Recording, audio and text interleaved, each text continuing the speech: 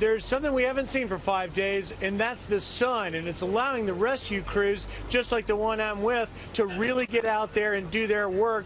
The area where we are is north of the Addicks Reservoir, one of the two that was spilling over. Houston flood officials telling us in a press conference yesterday that folks in these areas should expect to be flooded for the next 4 to 5 weeks. The water you see here could literally remain until October, and we know that there are a lot of unanswered 911 calls out here, and that's why we're riding along with the Cy-Fair Volunteer Fire Department. We are in a state-of-the-art high water rescue vehicle. Captain Dave Padavan is with me.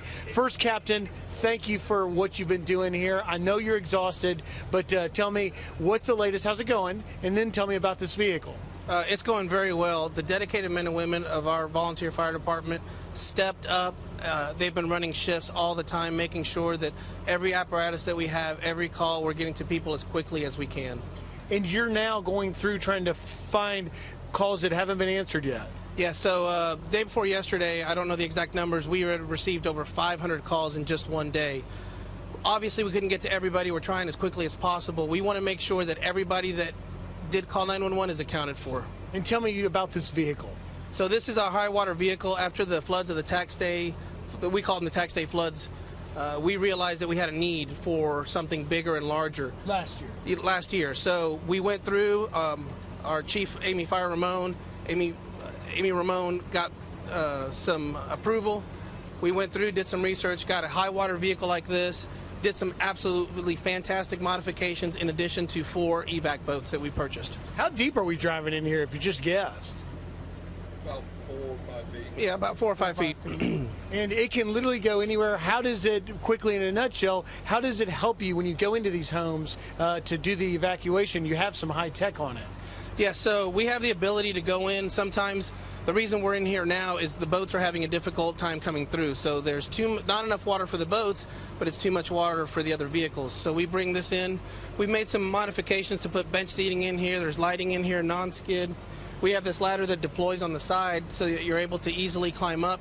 In addition, we have a ramp at the bottom that actually lowers down, so anybody that is not physically able to climb these stairs, our first responders no longer have to lift them up.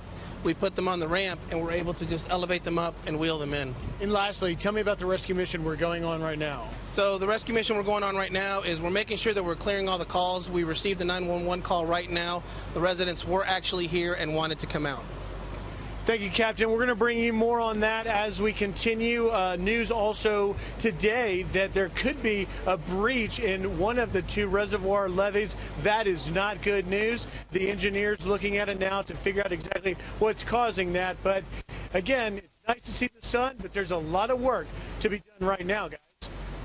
Griff, incredible pictures there just to see you in that vehicle and see you utterly surrounded by water. If you could, before we let you go, if you could ask the captain, he's talking about getting out to these 911 calls.